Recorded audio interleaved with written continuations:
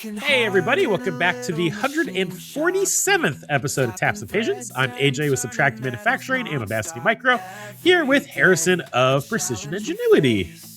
Hi Harrison, how you doing? How we doing? The song didn't stop. There we go. I'm a little bit stuffy today, and my shop is slowly becoming an igloo, but other than that, pretty good. Yeah, how's your heat and air? Is it able to keep up with the cold weather? Yeah, it really hasn't been that cold. I think for a while there we got down to like -5, but that was pretty brief. Mm-hmm. Like today, no problems, even in the shop, nothing at all. It's kept up just fine. But we got a ton of snow. Oh, yeah.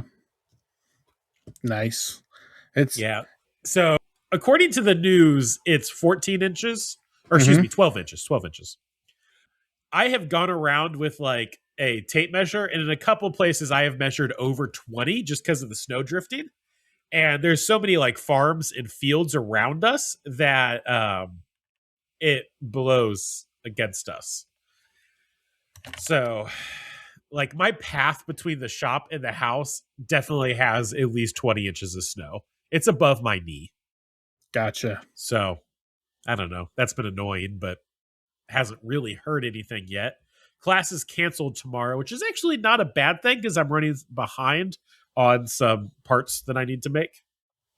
So are those Subtract parts? I don't know. No, that was our evil blue competitor. So are you still looking at your evil blue competitors pages then? I do look at our evil blue. Something happened today for the first time for the first time. I saw a Subtract or a job that we quoted for Subtract show up on the evil big blue job board. Oh, wow. And so apparently we did not get that job, but our shop pay was 8 times higher per part than what evil big blue was offering. Your shop pay would have been. Obviously we were too expensive for that one. So I don't know. It was not the right part for us. Gotcha. It was a block with holes, and Subtract is generally not competitive on blocks with holes. Did your Rush video customer get his part? Or like did something happen? Like the one you did? You did a YouTube video on it. It was like a little gear. Yeah. So we made that part, and then they went, hold on, we have some engineering design changes, and now they've been silent for a week. Oh. That's annoying. So, yeah, classic. So wait, did they pay for that one already? Or did they? So how's that work? So no, they had not. Oh, okay. Something I did not mention in the video was like I wanted to impress this customer, and like it was 20 cents of material. I had those tools that I had on hand.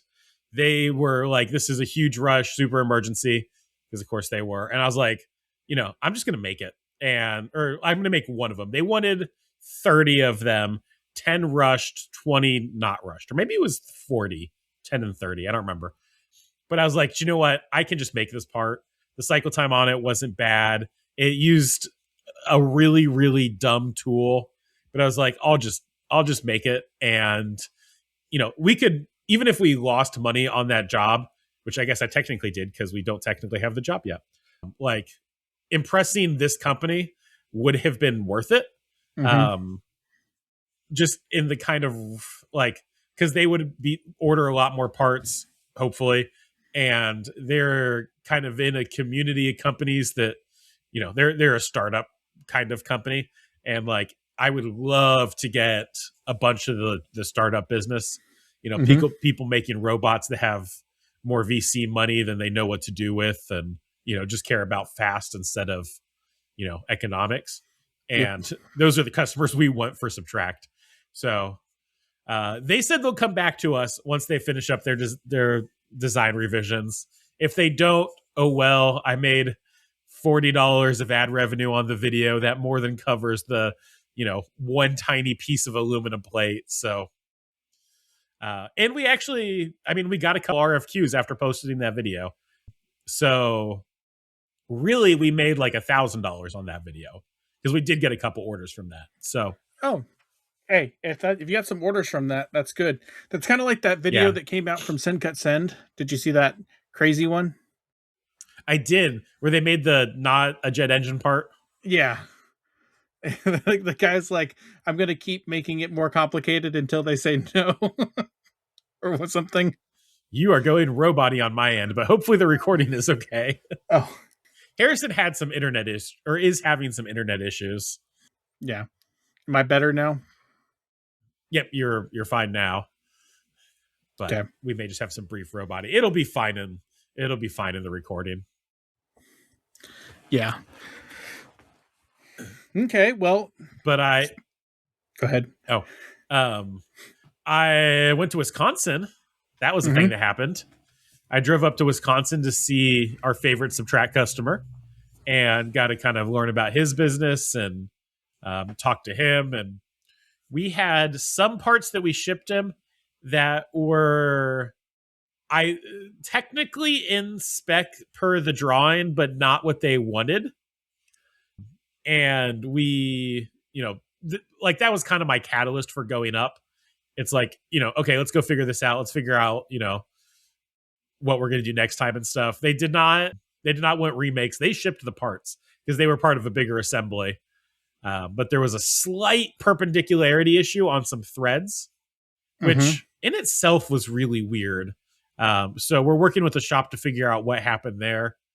But they were within 5 thou perpendicularity, but the customer just wanted more than that. And I think the shop had some kinematic issues with their 5-axis.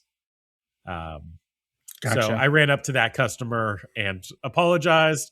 They did not want a remake of the parts I offered. They're like, we already shipped them. Don't worry about it. But apparently this is going to be a repeat order going forwards. They're a wear item. And so we worked out some procedures. When I was at school the other day, I not hand turned. I guess it's hand turned on the manual machine. I cranked wheels and made a gauge to send to that guy, the guy who makes the parts, our shop, so that next time he makes them, he can measure the perpendicularity. So I don't know. That worked out well. I think I resurrected an old quote that we sent them as well. So that probably paid for the trip in itself. Good deal. Oh, and I saw Norman. You sold Norman? I saw Norman. Oh, it sounded like you said that's you illegal sold now. Norman. It sounded like it said you Sorry, sold no, I'm Norman. stuffy. I saw Norman and got to hang out in his shop for a little bit. I actually hung out longer than I should have because I got home really late. Was that yesterday? Yeah, Saturday was yesterday. I got home really late yesterday. No, Friday? I don't remember when my trip was, but I got home really late, whatever day it was. Norman has some really cool stuff in his shop. He has just like boxes of Tormach parts. So he had just like a pile of servos, or I guess clear path. Those are servos, not closed loop steppers. He just had like a box of clear paths. He gave me half of a micro arc that ironically just needs a motor. And then he has his 15L that he converted into a Swishish lathe. And that was really cool. He also has a prototype Tormach that we can't talk about. It was like a failed prototype. It basically was a failed version of what became the 15L, or not 15L, the 1500 MX. So we can't talk about that one, but it was kind of cool to see. But the 15Ls with Swishish with a guide bushing was really cool. That's interesting. So when it has a guide bushing, usually those have their Z axis is the material moves in Z instead of the tooling. So that's like a whole different spindle mechanism that needs to move. Did he do something like that? No, he built it like a follower rest, basically. So it bolts onto the front of the carriage, and then he got some like carbide lined collets. Okay. Okay. I see what you're saying. So it's Interesting. still right there in front of the tool, but it moves with the tools instead of with, well, I guess normally in a Swiss it would be fixed. Yeah, it'd be So it fixed. moves instead of being fixed. I got you. I see that now. That's pretty cool. So he had a part in there with some really nice finishes off of it. That's So, cool. I don't know. That was cool to see. He did a good job on that one. Did he have any other things? He just had like, it was like just a wonderland of spare industrial equipment.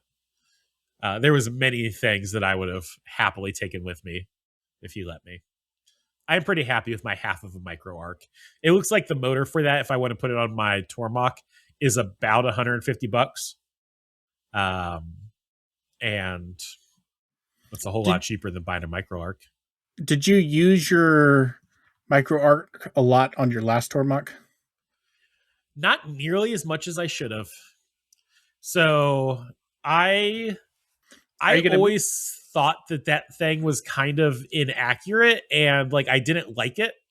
It turns out I was just bad at setting it up. And like a month before selling that machine, I got it really dialed in and was like, oh, this is life changing. And then I sold the machine and I lost that capability. But yeah, I just did a bad job of making sure that it was aligned with the X axis. And I blamed it on like run out of the micro arc, but it wasn't. It was me. Gotcha. Hi, I'm the problem. It's me. So did you what was I gonna say? Would you put your Aroa palette on it and like get rid of your indexing and just make it like a true fourth? Yep, I would. The motor I'm gonna put on it will not have a hollow shaft. Because finding a hollow shaft motor is a much more unusual thing and makes it not $150 anymore. So if I'm losing that through bore anyway, I might as well just put the Aroa on the end. I'll need a rotary union, but that's not difficult. Yeah. So wait, when you said rotary union, so are you gonna be able to connect it up to air and still have it rotate then somehow? If you don't have a through bore? As I'm saying this, I'm realizing that's going to be a lot more difficult unless there's a hole through the motor. Yeah, I don't know. I'll figure this out later. Maybe I'll just put a manual one on it. There's no reason to make that one pneumatic. No, you can still have it pneumatic. I just do it as like a quick disconnect where you just plug like the shunt style where you just plug into it and then unplug it, like with an air hose. Yeah. I used to do that on these ones where I would just stick the blowgun right up the bung hole and pull the trigger, which you should not do. That's a very dangerous thing, by the way. And I don't know, that was fine. But I could just put a manual one on there. Yeah, you could. For what it is, that would be fine. It is the smaller micro arc, so I might have to put it on a little bit of a riser. I don't do big work, obviously. Well, you only have baby vices on your Aroa, don't you? Exactly, but I only have baby vices anyway. So it might need a little bit, like an inch or two of added height to clear like my biggest vice, but shouldn't be an issue. The nice thing is I'm going to, it's going to get a full EtherCAT servo instead of like the clear path closed loop stepper or whatever they put on it before. So it'll be much faster than the stock one. Fair enough. I don't know. That'll be a video someday, I'm sure. That'll be good. I know I need to use my fourth axis on the SVM a lot more, but I haven't been. But that might change because we're quoting some parts, and one of them requires a fourth axis. And if we get the parts, I'm looking at getting a gimbal automation solution for the SVM and having it run on the fourth, because it's got some features on the top and on the side, and then an op2 on just a regular 3-axis jaws. So we'll see. That's one solution we're looking at. Now, actually, one more option I do have with this is I could put a Haas motor on it and stick it on the office mill. I think it's small enough that it'll fit. Would that mean you start using the office mill more? it would make me use the office mill more. Would But you also get the that motor is like $500 or $1,000 instead of $150. Would you get the spindle fixed? I'll do it someday. I really just need to order the bearings for it and get it like good enough. Like, you know, I don't have a clean room. I'm not an expert spindle rebuilder, but you know, maybe I only run it at 20,000 RPM after that, because I don't run it past 20,000 right now anyway. And bearings for that are fairly cheap. I think they were like $500 or something. When's the last time you used it? I mean, to be fair, I didn't use my Tormach much in December. So probably November. November? Okay. But I didn't do job shop stuff in December. So yeah. Fair enough. I've been using it more. Yeah. So we've had have you been paying attention to our Instagram much and seen some of our stories? I am not on Instagram at all anymore. At all anymore? You're done with it? Like, I still have an account, but I don't check it at all. Oh, okay. So 2 weeks ago, we were posting on our robot and we hit 80 hours in a week with the robot. Nice. And then last week we were going to shoot for 100 hours and we didn't quite get it. We ended up at around 89 hours. Okay.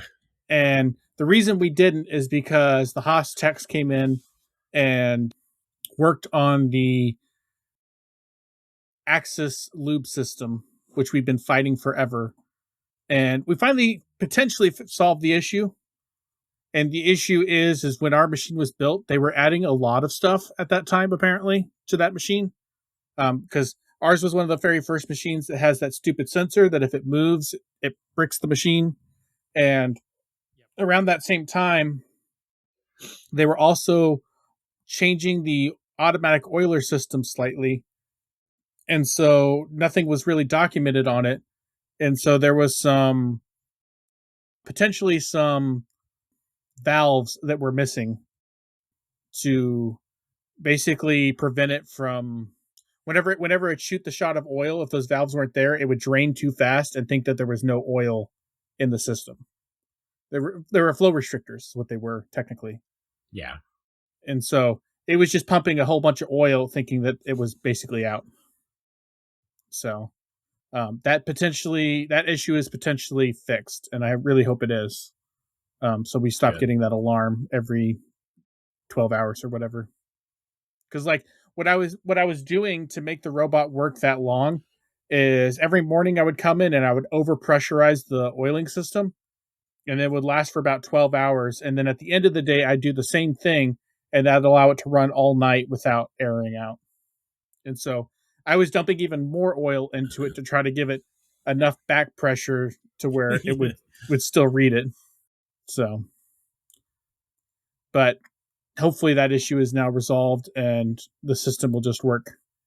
So, but that thing's been running guitar parts, and the guitar part customer, the deal we made with them is that they prepaid for the first 1,000 parts, and that's kind of what allowed us to get the robot.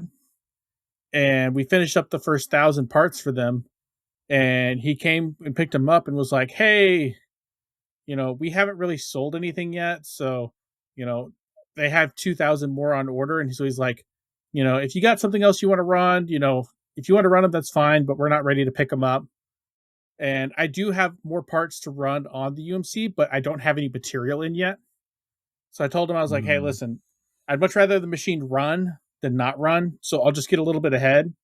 And then once I get something else I can run on it, I will switch it over." And so we've been running for the last week or two, waiting for this other material to show up. And he called me on Friday. And there's 3 guys that started this company. And 2 of the guys are, I guess, at this big guitar meeting convention thing. And they basically sold out all of their inventory.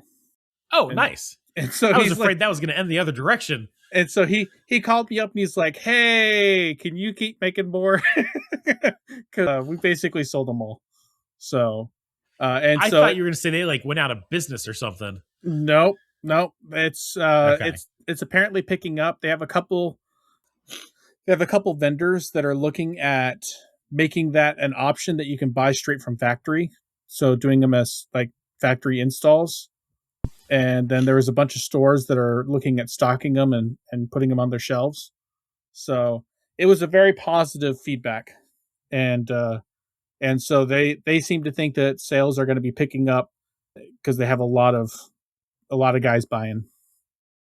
So, and they're trying to do everything like you can buy directly for them, but their main market is wholesale. So they're trying to wholesale them to all these different companies, and but you can buy them directly from their website if you wanted to. Well, So, that's good. You but scared yeah, me for a second there.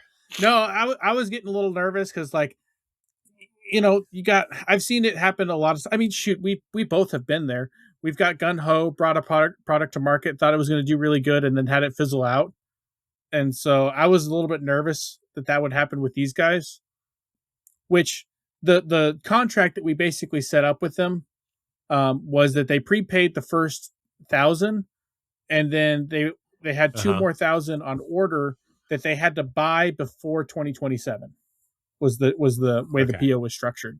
So it was we could make the parts. They didn't have to pick them up and pay for them until the end of the year. And at that point, if they hadn't sold anything, they needed to pay and pick them all up at that point. So, and the idea was that we could be running them in the background if the machine didn't have anything else going on, and then potentially keep up with their sales if they were starting slow. But if things pick up and start selling like crazy, then that's a whole different ballgame. So we're gonna if they Nice. start selling a bunch of them, we're gonna have to look at getting some time out of them because right now they're not super efficient. Well, let me phrase that: they're not inefficient, but there's definitely some things I think we can do to get some time out of them. So In the robot or in the machine? machine, Okay. the robot, as long as the robot's running at 100%, then there's nothing else we can really do to speed up the robot side. There was a couple inefficiencies with the robot just in how it was loading and unloading.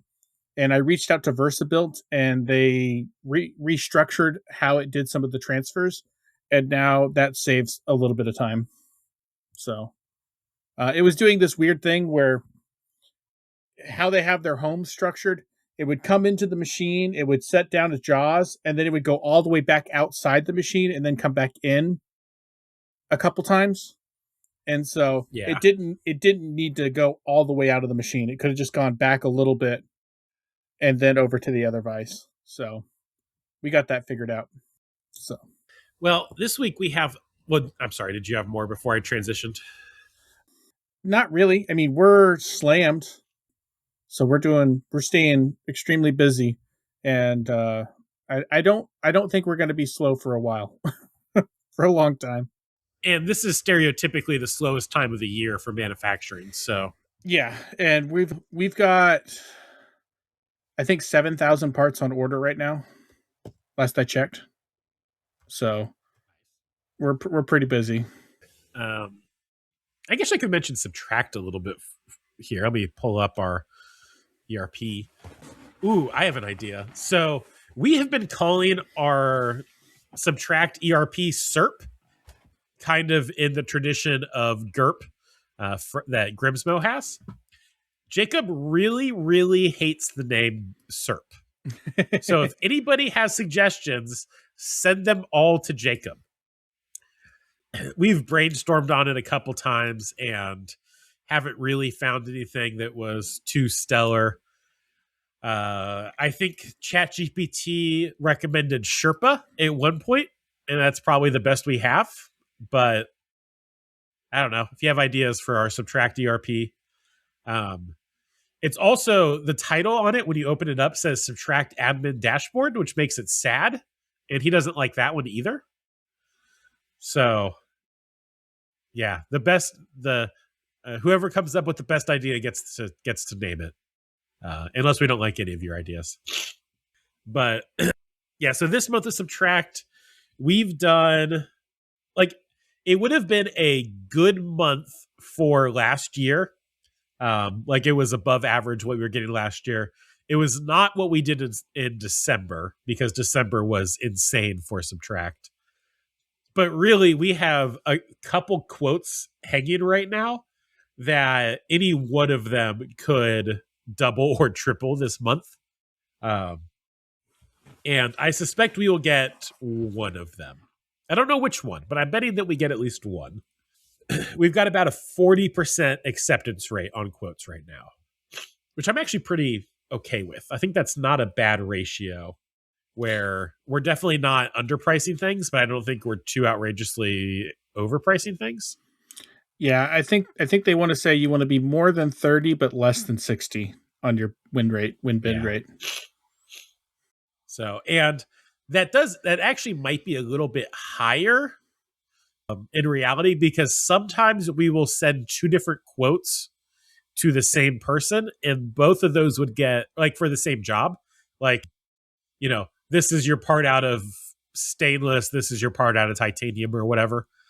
And both of those quotes get encapsulated in our numbers. So we might actually have a little bit higher percent close rate.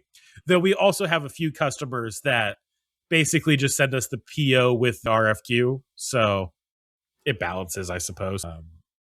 But with one job, we could pretty easily, almost match December, or two jobs I think it would take us to match December. And that would be great. So our goal for this year is to get to the point where we're doing $50K per month in revenue. That's the goal we're working towards right now. And we have done that exactly 1 month before. So that was December. But I think it's doable. Yeah. If it's one thing I've learned with how our business has grown, usually you'll have like one high of the year. And then after about anywhere from 6 months to a year and a half, that becomes the kind of your new average. So at least that's kind of been how we've grown. Is we'll hit a high point, and then it'll kind of go down, and then we'll eventually catch up to that high point becoming average, and then we'll hit a new high point, and then we'll just slowly catch up until that becomes the new average. So, and did we talk about hiring Pablo? Is he the guy you wanted to hire that was from Chick-fil-A that is now your Instagram social media? No, we haven't. No, I'm just kidding. We have. Well, I know we did. I didn't remember if it was in the podcast. Yeah, we hired Pablo. Hi, Pablo. If you're watching this, you're probably not. But he's handling our social media, ironically, everything except for the podcast. So, speaking of hiring, you weren't on when I mentioned this, but I gave a shout out to one of my old customers. So one of my old customers, well, it's actually a current customer. One of my current customers closed down one of their engineering departments, their research and development. They kind of closed it down completely. And so one of the guys that was in that department got let go because they were closing it down. And he's a mechanical engineer, and he's really good at what he does. He was actually the one that found us, that got us hooked up with that company. And anyways, he's looking for a contract or a full-time position.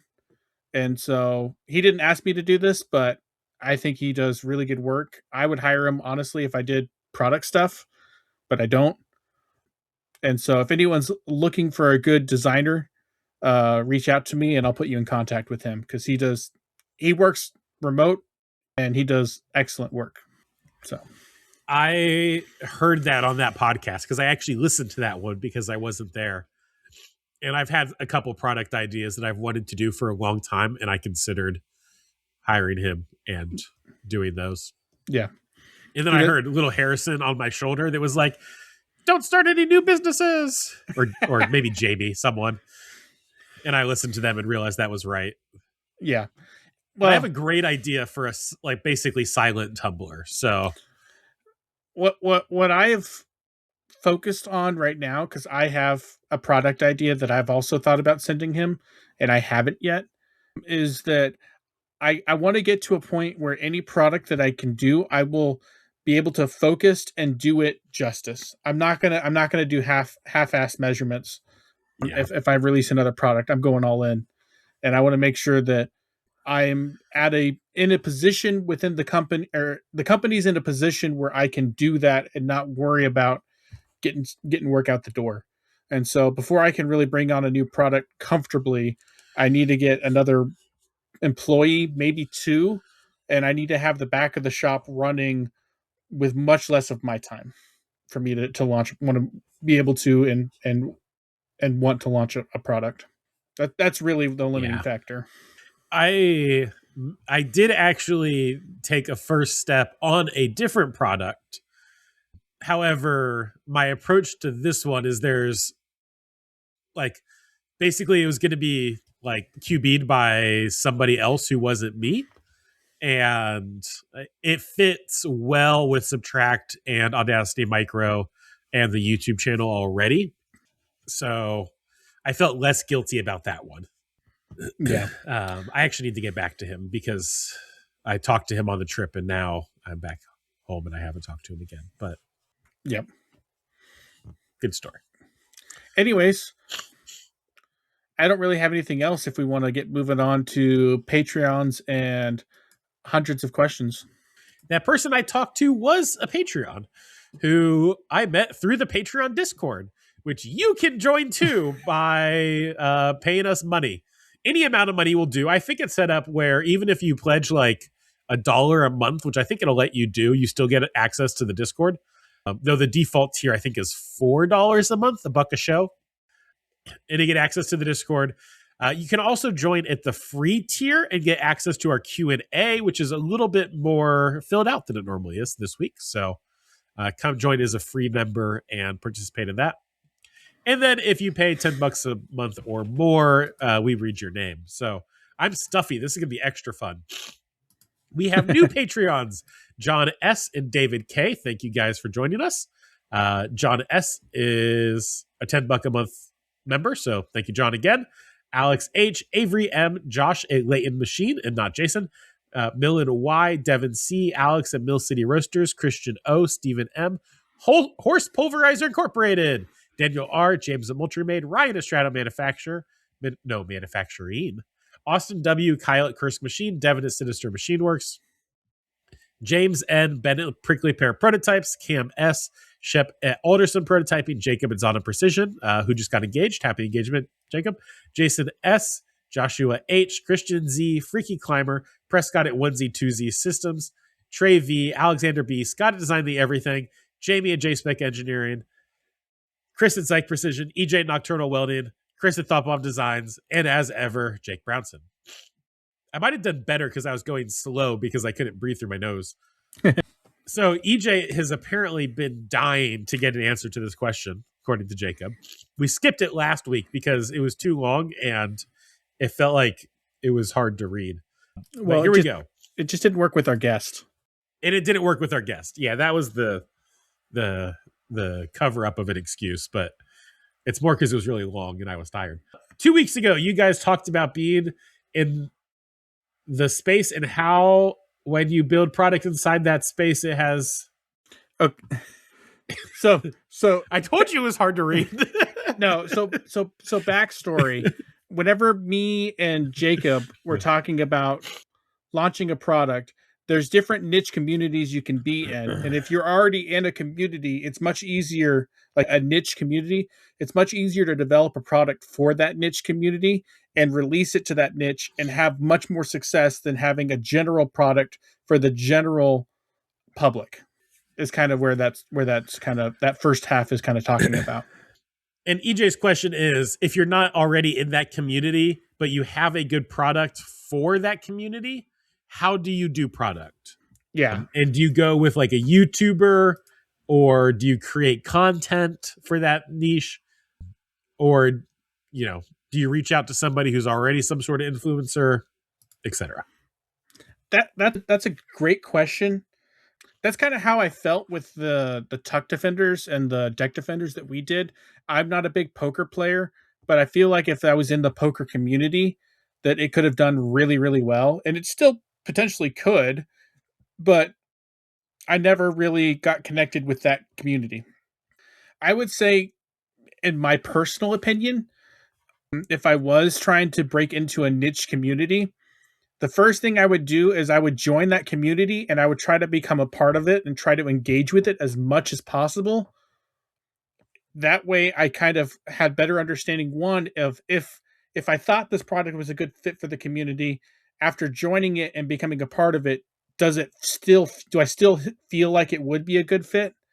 And two, it gives you connections and a little bit of credibility and the ability to release something that they're more likely to accept. So you can go the influencer route. I feel like that one is less guaranteed and is going to be more time and money. Yeah. That's just my opinion. I would say, yeah, go be a member of the community would be my advice. But let's assume, for the sake of argument here, that you can't for some reason. Like, you really want to make you have the perfect product for single mothers, but you are neither a mother and, it's not worth sacrificing your marriage to go join that community. Like, there are communities you can't join, a community for wheelchair users or something like that. Like, yeah, like you can't always be there, but I think step one is watching the community closely and learning a lot about them and talking to people in it. And at the very least, if you can't be a part of that community, befriend a couple influencers within the community and see if they will champion it for you in that community. That would be, I mean, that's kind of the influencer route, but I would do that not going for the influencers, but just going for like members in that community. Like specific members that are highly active. Like if you can find a Facebook group or a Discord group or an Instagram group, and you can befriend some of the more active members, that would probably be a good start as well. Yeah. I mean, you see it all the time, even with like in the machining world, where you'll have a company come in and like try to sell us a product without really understanding the like problems that we have. Mm-hmm. You see this all the time with like software solutions. Like, oh, we built you another quoting solution, and then it sucks, and they don't understand that, and they don't like the one I'm thinking of is the company I talked to at FabTech. I don't remember their name, but like they basically tried to build Toolpath without understanding machining, and like the recommended the like tools that it figured out to make this part was like it worked out to be like 15 different 1/8" end mills, and that's the only thing the software used was 1/8" end mills, and it had like 15 variations of it, of basically the same tool. And when I talked to the guy, one, he didn't understand that was a problem or why, and two, he called them drill bits. And it's like, you're never going to sell to a machinist. Like, you don't understand anything. Yeah. And that is very easy to do. Like, that's like, I make fun of this guy for being an idiot because he was, but it's also very easy to be an idiot.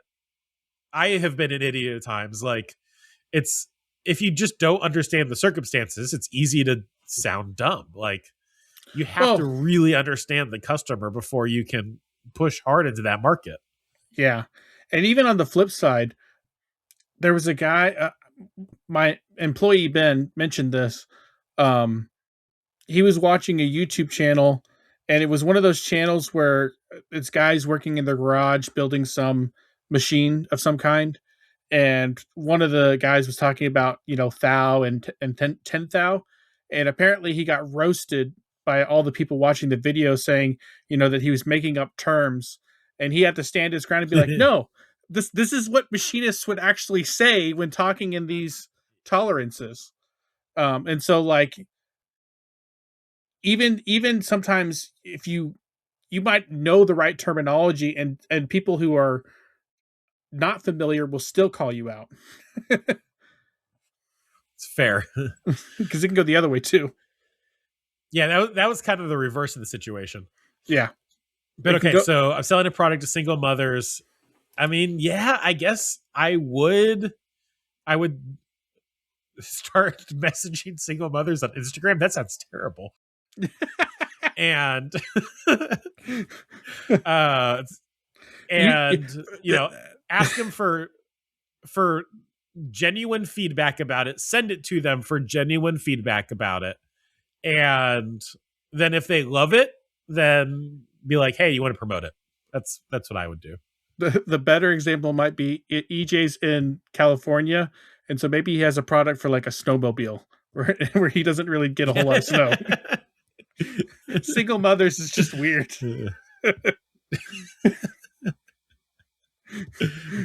I was trying to think of something I couldn't be, okay? I mean, ads do work. Like, yeah, but Design the Everything, we sold a bunch of products through ads. Our product wasn't high enough margin for that to work, but the ads did work. Yeah, but even then, when you're trying to cater to a niche group, you can do targeted ads, but I feel like those are less successful than going the influencer route or just being in that community in general. Like, I feel like ads is more for like a general public, like just trying to catch anyone. Oh, you can get so niche with ads. Oh, really? Oh, yeah. You have no idea. That's fair. We did it with Design the Everything. Excuse me. We've done a couple ad tests with Subtract, which I think we've gotten one RFQ from. But like with Subtract, right now we're targeting, what was it? It was like machinists and mechanical engineers that also have an interest in purchasing or supply chain management. That's who our ads are targeted at. And it's like, nobody under the age of 21. And I think we have a age cap on there too, like nobody over 65 or something. But you can get really granular. You can get to like people who have just had a baby or people who, have a birthday coming up. You can get really detailed. You could 100% easily target single mothers or people interested in snowmobiles. You could target single mothers interested in snowmobiles. That would not be difficult. And then you can have a special ad for them when it's getting close to their birthday.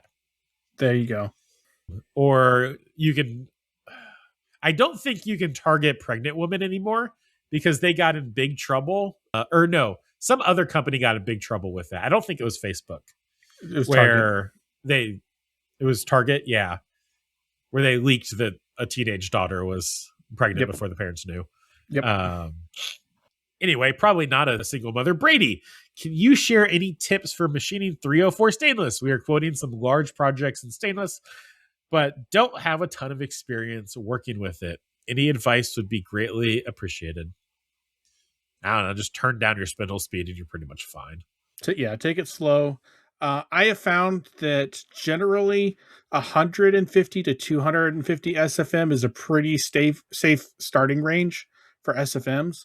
Although, if you get into some that sounds slow to me. Well, yeah, you can get up there. I've gone over 600 SFM, but you have to really know what you're doing when you get up to those speeds. But like 150 to 250, like with almost any tooling, is pretty safe as like a starting point. Like you can crank it up from there, but like that's like a pretty safe SFM to kind of get going. Frasia, we've loved our Frasia tools in stainless. Even our Haas tools in stainless have done pretty good. I'll use Haas tools, and I've used Frasia feeds and speeds, and I've used helical feeds and speeds. The Haas feeds and speeds are either way too aggressive or way too slow. I haven't found the Haas feeds and speeds to be particularly great, because they're just kind of they just give you a PDF chart, and it seems like sometimes they're way on one side, sometimes they're way on the other side, and they like never get updated. So I usually use other people's. I just use whatever. Go ahead. I just use whatever presets Toolpath gave me, and it's been perfectly fine. I don't know. Have coolant. Yeah, if you the biggest thing is if watch it gets, for material movement. If it gets hot, it'll work harden, and you will have a bad time. Yeah. I've found that 304 seems to move a lot for me. Maybe it's just the stuff that I'm buying tends Are to you, be like the cold rolled stuff or whatever. But yeah, if you're buying the cold rolled, it'll move a whole lot more than the hot rolled. If you're doing carbide drill, if you're drilling, do carbide drills and do fresh material, plunge, do not peck, and do fresh material. Don't do any cross drilled holes or go in with a smaller drill bit and then go in with a larger one. Carbide drills, one shot, and I usually do those with like a Kennametal Go drill around 70 to 180 SFM, depending on if I'm through coolant and the size. It's kind of the range where I end up at. I don't know. I pretty much treat it like any other material. I just go slower. I find that like every once in a while you'll get like I'll have my feeds and speeds dialed pretty good, and then I'll get a random piece of material that for whatever reason acts completely different than all the other stainless I've been getting, and I just have a bad time. So I don't think I do enough parts to run into that. yeah, I stainless I probably run 40% of the time. So a decent volume of parts through stainless.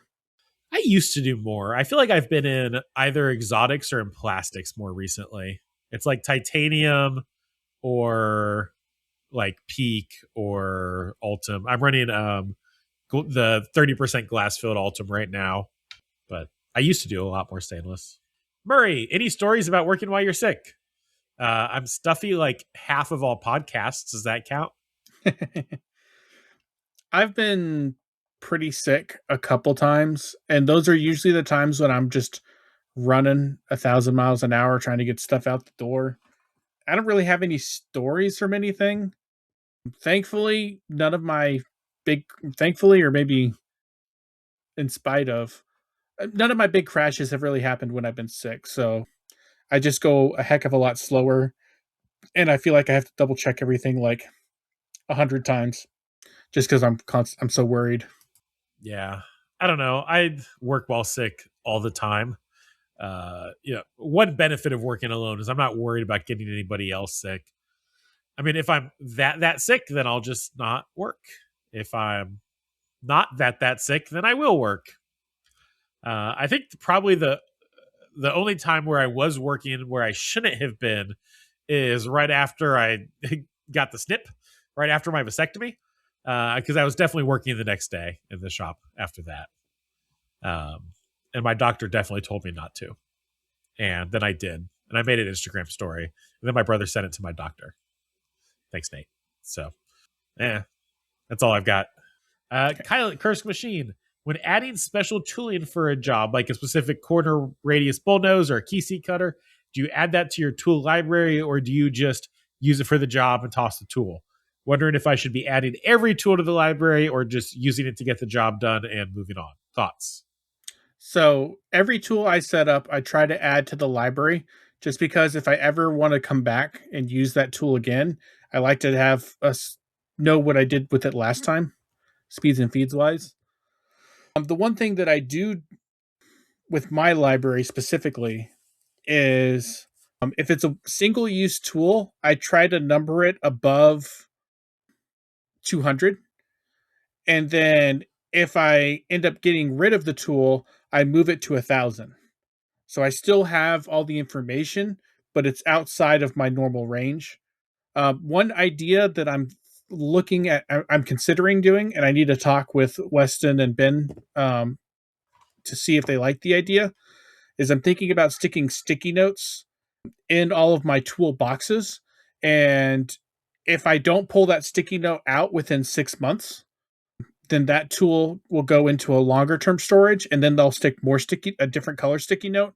And then if I don't touch it within like 2 years, that tool gets tossed out completely. And so just having something in there that just says, hey, this tool hasn't been touched since this date.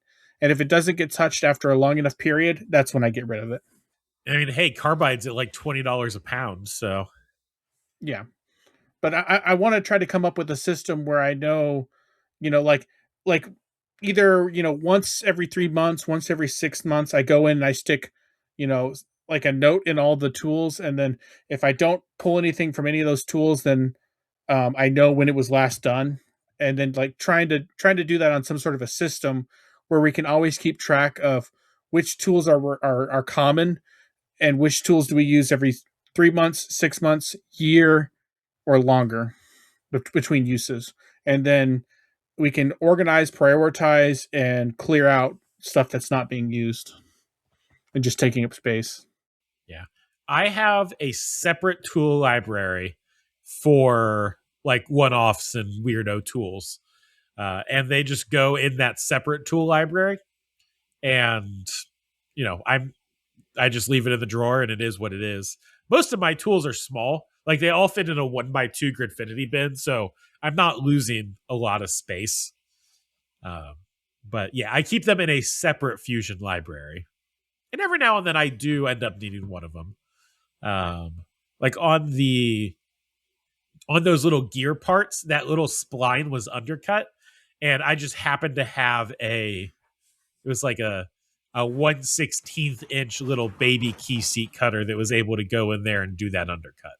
So, but I definitely don't stress too much about like maintaining the information on them or, keeping them particularly organized. Like for me at that point, they're basically dead to me. Like I might be able to grab them, but I don't worry about them too much. Like their usefulness has been had and they might save me someday, but whatever.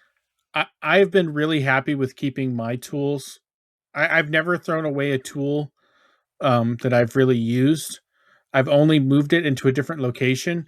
And even though I might only touch it one other time, there's been enough random jobs that have come up that like I've been able to go, oh, I have this tool that I bought 4 years ago or 3 years ago that I haven't used in a long time, but it's perfect for this one. I'm only doing it as a one-off. I'm going to use it here. And then if I get the job done and the tool breaks, I just don't reorder it at that point. Like as long as the job completes. But if like there's been very few tools. I still have a lot of tools from my Tormach days. Let's just say that. I still have a lot of tools like the Titan 1M, like some of the very first Go drills that we bought back whenever I got my Tormach, and it was like the first 15 tools that we bought whenever we did like the Titans of CNC like training academy thing. I still have some of those tools, and I still use them to this day. Like I was looking at it the other day. One of them that I will always know is a Titan drill is our 1/2-inch carbide Go drill. It came in the kit as one of our tools, and that tool has lasted for freaking ever. And it's not through coolant, and it's a big diameter, but like I still use it. It's still going. So it's made its money. That's for sure. Yeah. I've definitely had tools in my like random tools pile save me. Like I remember I had some, I think they were 5 flute end mills that had like a 1/8-inch end mills that had a like 10 thou corner chamfer. And I just like eaten through all of my regular ones. And, I didn't need a sharp corner in the bottom of that part or whatever. And just went with the chamfer mills and, they saved me. So it happens. We did a part for Fidget Things on my Tormach back in the day. It was an aluminum riser when he got the 5-axis for his CM1. We did a little riser so he could have a little vise next to it. And we got some long reach aluminum tools. And last week, Weston was quoting a job, and he's like, there's this part, it's like 5 inches tall out of plastic. Do we have any tools that can reach from both ends down into this cavity? And I was like, we have that tool from our Tormach days when we did that thing for Fidget Things, and we still have it. Yeah. And so we're going to use that tool. So, yeah. I still have some tools left over from the Cheeky Tools experiment, and those come in handy surprisingly often. And it kind of makes me want to get back into those because I do use those tools regularly. Those are the ones that have like a 1x diameter flute and then like 8 diameters of relieve shank. So they're really nice for deep stuff. And they're single flutes, so there's not much tool pressure. When you went from, this is from Josh at Leighton Machine, who I apparently like to call Jason. When you went from hobby grade machine to your first proper VMC, what are some things you wish you had done differently? Or perhaps some advice for someone about to make that jump? There's not much that I would have done differently.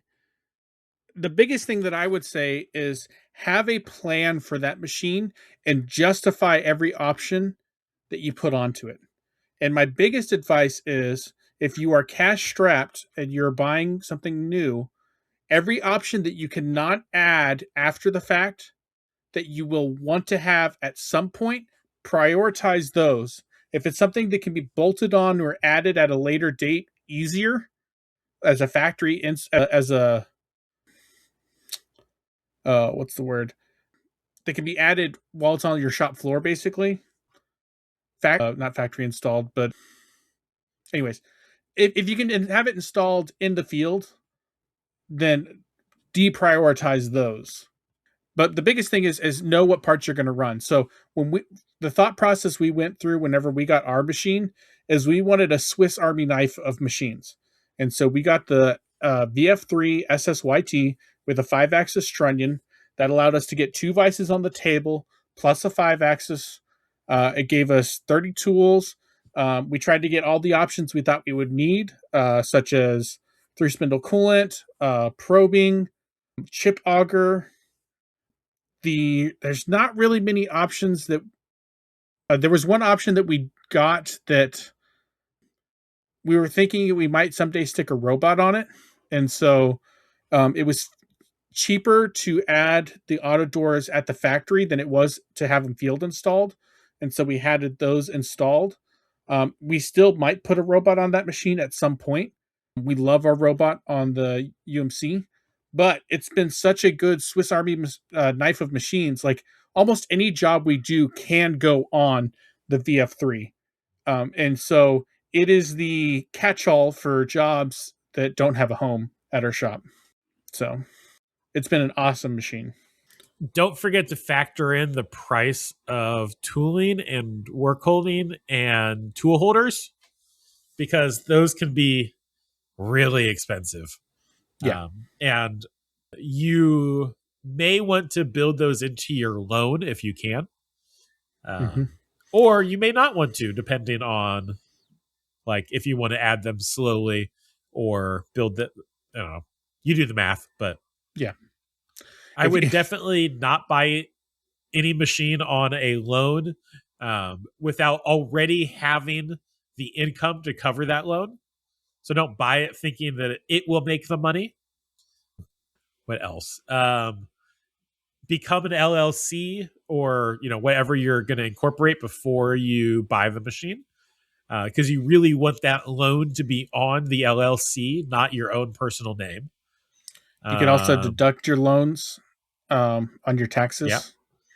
So that's another reason you want to do that.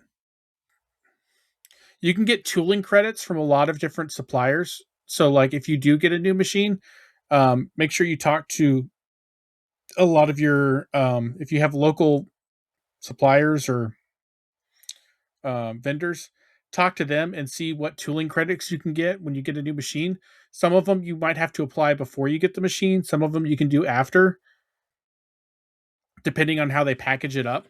With Kennametal, I know that you can get like a 50% off voucher for half the value of the machine for 6 months, pretty much across the board. And it's been nice because we've been buying a machine about every 6 months. And so like for the last 2 years, I've had half off Kennametal tooling. And so if that ever goes away, I'll be sad, but it helps. You can get, a lot of times you can get free coolant fills on a new machine if you're wanting to switch brands or try something else different. There's a lot of opportunities if you're buying your first big machine of people that will want to give you free stuff to try to get you into their ecosystem. And so be cautious, but take advantage of that as much as you can. If you know the parts you're going to make, I would also program them as if you were programming them for the new machine. Make sure you have the travels and everything that you want and the clearances. Like if they have the machine sim available in Fusion, give that a try. Depending on the size and the parts you're running, you're going to want to have different holders. So 16s, 20, like ER 16, 25, and 32 is what we typically run. And I like to have 2-inch and 4-inch lengths because the 4-inch lengths are really nice on the 5-axis if you're trying to get into some tight spaces. And the shorter ones are better for 3-axis to maintain rigidity. So if you're thinking of 5-axis or 4-axis work, that's something to look into that you might not consider normally. You mean not everyone should just have all ER16 holders? Well, it depends on the work you're doing. Like if for you for what you're running, like the biggest thing is know what parts you're trying to run, and build your machine around that. Because a VM3 with a 5-axis might be a great fit for me, but it's not going to be a good fit for the parts that you like to run, AJ. And so it's all dependent upon what you're doing. And someone who wants to run big parts, they're going to look at a VM3 and go, that's cute. That's not what I need. So I don't know if we made that much easier for him. maybe if he's got specific questions, like if you're asking a general question, it really comes down to your specific situation. So we can only give general answers. If you have any specific questions that you want asked about specific options, or I can do it this way or that way, feel free to reach out to either of us, because like we can only answer it in a general sense based on how the questions was worded. And so rules of thumb, the biggest thing is what parts are you running and your budget. Yeah, if you're just getting started, which I'm assuming you are if you're first making that jump, also look at used machines and think very carefully about that machine payment. If you're first going and your revenues are $1,000 a month, having 950 of that going to a machine payment is really going to kill growth. And you might actually be able to grow faster by buying some used Tormach where your machine payment is nothing, or it's $250 a month, than buying the more expensive, more capable machine that can do things faster, but then it eats all of your free cash. And go ahead. I don't want to derail you. Well, you've successfully done so, sir. I was just going to say that like there is the used route. I've never bought a used machine personally, and I'm not poo-pooing the used machine route, but I will say from our perspective, we have focused on buying new machines to make sure that we don't have to worry about machine issues. And so like I would buy a used machine, but I would want to be very comfortable with it before I bought it, because we're running our machines a lot and I don't want to be working on my machine and have it down constantly. And I've heard a lot of horror stories of people, sometimes people buy a used machine and it does awesome and they have a great experience and it is just knocked out of the park. And then other times people buy a used machine and then it's down constantly. They spend more time working on it than they do making parts. And by the time they get it working, they've spent enough time and money that they could have just bought something new and come out ahead. And so if you do the used route, do all the homework you can, especially if you're depending on your company's success based on whatever purchase you're doing. And if it's that important, do not buy something on auction sight unseen. I feel like that's something you only do if that machine is not so critical to your company that you can afford for it to be down and to have problems. Or if you're just getting into the game and you don't have a whole bunch of customers and you have more time than you have money and it's more of like a side gig that you're trying to get going, then it's okay to take that risk as well. But if you're a year or two into it, you've already had a machine like a hobby Tormach and you're looking to make that jump to something bigger, used is okay as long as you can go see it in person or have some security in knowing that if something happens to that machine, you have either a warranty or a support network or something. That way you're not down for long periods of time trying to figure out a problem on your own. So Do we beat that dead horse? no, it's Horse Pulverizing Incorporated. Well, yeah, but they beat dead horses. That's what they do. That's what we do. It's what we do. I don't know, but I kind of go back and forth on the used machines. I've been open to used machines, but I've never been comfortable enough to buy one based off the what I've done in research. Like I've never been able to go like look at. I almost bought some. We went and looked in person at the machines. I got to turn it on and play around with it, but then it sold before I was able to buy it. So that's that. I came close to buying a used machine. One thing to remember is there are different levels of used machines. Mm-hmm. There's like the 2025, Haas mini mill that has 12 hours on it. Yeah. And then there's the, 2001 Haas mini mill that no longer has paint and there's rust in it and it stopped keeping track of hours, 20 years ago. Like, yep. There's going to be a cost difference between those machines, but a lot of the times you can find something that's like been run for 100 hours and it has a bunch of what are those called? Accessories. Add-ons. Accessories, a couple options. That's what I was looking for. It has a bunch of options, but it's basically the same price as the non-optioned one. You see that a lot. Yeah. I'd be a lot more comfortable with something like that. Yeah. Something that's used. I would like to see less than 5 years old and not run hard for me to really consider it heavily. At least at the stage of our business. I will say that we have done well in the sense that we've gone to the point where our machine basically can't handle anything else. And then we reach out and we buy the most expensive thing that we can justify. And then we grow into that machine over the period of about 6 months to a year. And then by the time we've grown into it, I would not have wanted to get anything less than what we had. Now, that's been our growth. I can't guarantee that everyone else is going to grow that easily or that fast, but it's that strategy for us has panned out. Would you do that or would you recommend that for the first machine though? Our Tormach we bought new, but we bought it as something we could afford the payments if we didn't have work coming in the door. So yeah.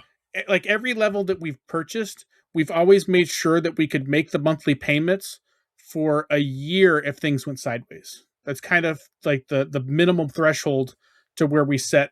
Is it something that we could afford for a year if our business dropped by 50% or, 75%? So of like what it's currently at. Yeah. Fair. So like if it can still, even if it would be really, really, really tight, but we could still make it work, odds are we're not going to have that level of drop without something drastic that more than likely shakes the whole economy, not just us. Yeah. Well, any final thoughts? I need to give my weight update, and then that's the last thing I have. Do you have anything else? Yes, I have one thing. Speaking of used machines, I just gave this whole big speech about it. We are actually considering, and I know I said I didn't want to buy another machine, but we are bidding a job for a customer, and the parts in question would be a perfect fit for a Datron Neo with a vacuum plate. And so I'm looking for potentially used machines of that nature. But I don't really want to take a risk on anything. But if there's someone in the community who has one or knows of a good machine, I'd love someone to reach out and let me know. I don't have the work yet. I don't know if I'm going to get the work. I'm in the bidding phase, but it's looking very positive, especially because the customer in question reached out. They called me and they said the first thing they did when I answered the phone was, "Hey, by the way, you're on speakerphone in the middle of a purchasing meeting. Do you want these parts?" Oh, that was those parts. That was those parts.